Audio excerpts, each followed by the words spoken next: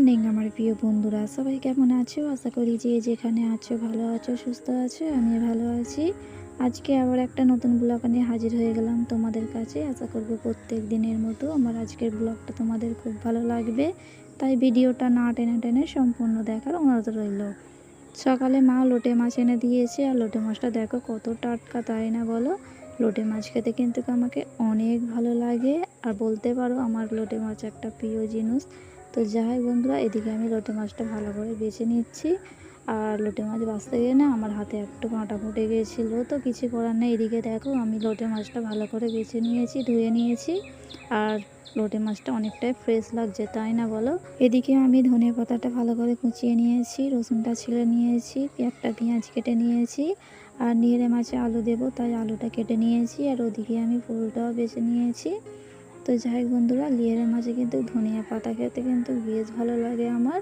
আর কাঁচা লঙ্কা হলে তো আরও জমে যায়। যাই হোক বন্ধুরা, অফ ক্যামেরায় আমি রান্নাটা করে নিয়েছি। আর আমার রান্নাটা কেমন হয়েছে কমেন্ট করে জানাবে। যে সমস্ত আমার নতুন বন্ধুরা আমার ভিডিওটা দেখছো, যদি ভালো লাগে তাহলে একটা লাইক করে দিও ছোট্ট করে। আর যদি খুব ভালো লাগে তাহলে একটা কমেন্ট করে দিও। আর যদি আমার কোনো কাজের প্রতি বা আমার কোনো ভয়েসের প্রতি তোমাদের ভালো লাগে, তাহলে আমার চ্যানেলটি ছোট্ট করে সাবস্ক্রাইব করে দিয়ে আমার পরিবারে চলে এসো। আর যে সমস্ত আমার পুরানো বন্ধুরা আমার ভিডিওটা দেখছো, তোমাদেরও যদি ভালো লাগে লাইক কমেন্ট করে দিও। যাই হোক বন্ধুরা, এখন আমি সোজা চলে এলাম সন্ধ্যের দিকে। আর এখন একটু চাউমিন করব বলে আমি এখানে 3 প্যাকেট চাউমিন নিয়েছি, আর একটা সস নিয়েছি, আর ওতে মানে চাউমিনের একটা মশলা দিয়েছে। তো যাই হোক বন্ধুরা, এদিকে আমি চাউমিনটা ভালো করে সিদ্ধ করে নিয়েছি, আর এই সসটা দিয়েছে।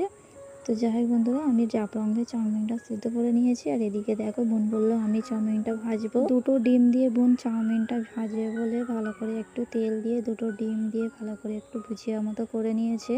করে নিয়ে এখন চাউমিনটা দিয়ে তারপরে সস দিয়ে ভালো করে ভেজে নিচ্ছে। আসলে সস দিয়ে চাউমিন ভাজলে নাকি খেতে কিন্তু বেশ ভালো লাগে। আমার বোন নাকি দোকানে দেখেছে, তো আমি সেরকম একটা জানি না চাউমিন কেমন করে ভাজে। আমার বোন নাকি দোকানে দেখেছে, ও বলে আমি পারবো।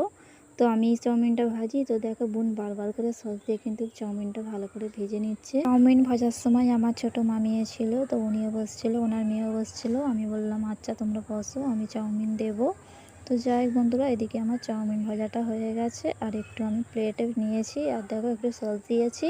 আর শসা দিলে কিন্তু বেশ ভালো লাগতো, কিন্তু দুঃখের ব্যাপারই এমনই আমাদের বাড়িতে আজকে শসা কোনো নেই। তো যাই হোক বন্ধুরা, এদিকে আমার চাউমিনটা রেডি হয়ে গেছে। সমস্ত আমার বন্ধুরা আমার ভিডিওটা এতক্ষণ দেখছো, তোমাদের অসংখ্য ধন্যবাদ আমার ভিডিওটা দেখার জন্য। তো বন্ধুরা, ভিডিও শেষ পর্যায়ে চলে এসেছি। আমার আজকের ব্লগটা আমি এখানেই শেষ করছি। তোমরা সবাই ভালো থেকো, টাটা।